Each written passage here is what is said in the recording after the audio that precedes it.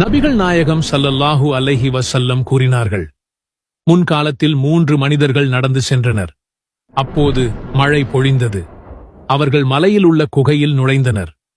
ஒரு பெரிய பாறை உருண்டு வந்து குகை வாசலை அடைத்தது. அவர்கள் மூவரும் அதில் மாட்டிக்கொண்டனர். பலமுறை முயற்சி செய்தும் அந்த கல்லை அவர்களால் அகற்ற முடியவில்லை. அப்போது அவர்கள் தமக்குள், நீங்கள் செய்த நல்லறங்களில் மிகச் சிறந்ததை கூறி அல்லாஹ்விடம் பிரார்த்தியுங்கள் என்றனர். அவர்களில் ஒருவர், இறைவா, எனக்கு வயது முதிர்ந்த பெற்றோர் இருந்தனர். நான் ஆடு மேய்க்க வெளியே சென்றுவிட்டு பிறகு வந்து பால் கறந்து பால் பாத்திரத்தை பெற்றோர்களிடம் கொண்டு வருவேன். அவர்கள் அருந்துவார்கள். பிறகு குழந்தைகளுக்கும் குடும்பத்தாருக்கும் என் மனைவிக்கும் கொடுப்பேன். ஓர் நாள் இரவு நான் தாமதமாக வந்தேன். பெற்றோர் உறங்கிவிட்டனர். அவர்களை எழுப்புவதை நான் விரும்பவில்லை.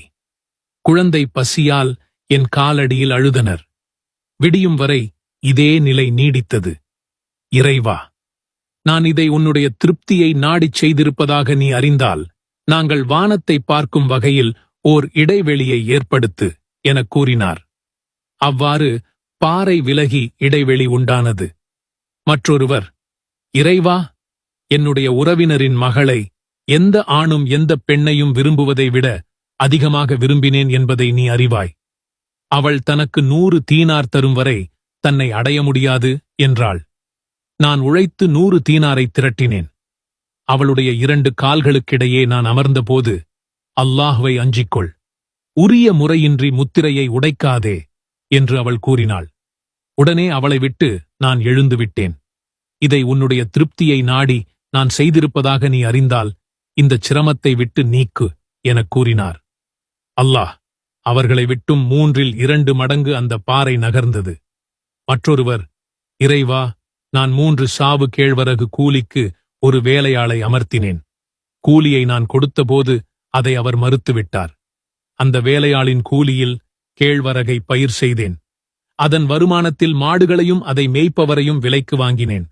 பிறகு அந்த வேலையாள் வந்து, அல்லாஹ்வின் அடிமையே, என்னுடைய கூலியை கொடு என்றார். இந்த மாடுகள் அதை மேய்ப்பவர்கள் எல்லாம் உமக்குரியவை, எடுத்துச் செல்லும் என்று கூறினேன். அதற்கவர் என்னை கேலி செய்கிறீரா என்று கேட்டார். நான் உம்மை கேலி செய்யவில்லை, இவை உமக்குரியவைதான் எனக் கூறினேன். இறைவா, இதை நான் உன்னுடைய திருப்தியை நாடிச் செய்திருப்பதாக நீ அறிந்தால் எங்களை விட்டு இந்தச் சிரமத்தை நீக்கு எனக் கூறினார். முழுமையாகச் சிரமம் விலகி அந்த பாறை முழுவதுமாக நகர்ந்தது.